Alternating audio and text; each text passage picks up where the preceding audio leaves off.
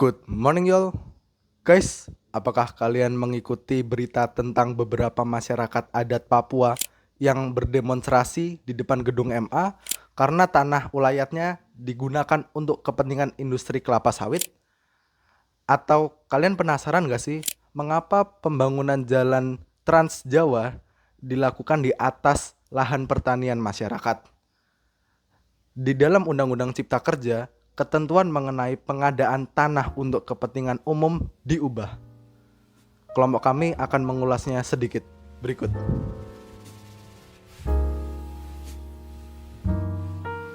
Undang-Undang Cipta Kerja mengubah beberapa ketentuan dalam Undang-Undang Nomor 2 Tahun 2012 tentang pengadaan tanah untuk kepentingan umum.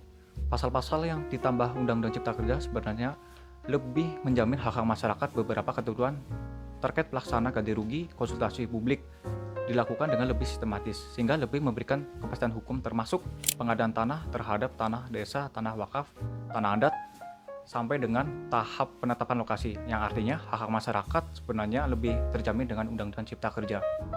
Itu kelebihan dari Undang-Undang Cipta Kerja. Actually, ternyata dalam praktiknya Undang-Undang Cipta Kerja ini masih dinilai kurang efektif dalam mengatasi masalah keagrarian yang telah terjadi pada sebelumnya. Dan ini perlu digarisbawahi ya. Sebelumnya, kalau kalian ingat, pernah ada suatu rancangan undang-undang pertanahan yang sebelumnya pernah dibatalkan karena di dalamnya itu telah ditemukan suatu ketentuan substantif yang dinilai tidak memihak pada masyarakat. Dan parahnya ini, ketentuan tersebut ternyata diwujudkan dengan adanya Undang-Undang Cipta Kerja ini.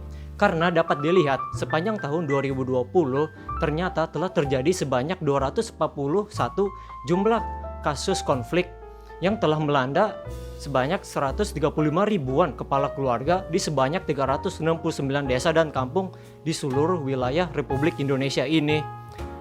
Ternyata kenyataannya teman-teman, dengan adanya Undang-Undang Cipta Kerja ini, hak-hak masyarakat yang sebelumnya telah dijamin justru semakin disudutkan dengan adanya Undang-Undang Cipta Kerja ini. In conclusion, the design of the job creation law through the practice of omnibus law seeks to encourage investment and to eliminate bureaucracy, inefficiency in bureaucracy. For example, land acquisition for public purposes. However, the novelty of this regulation has not been able to proven the accelerated economic development in fair manner because of the many community interests has not been respected. And that's all. Thank you.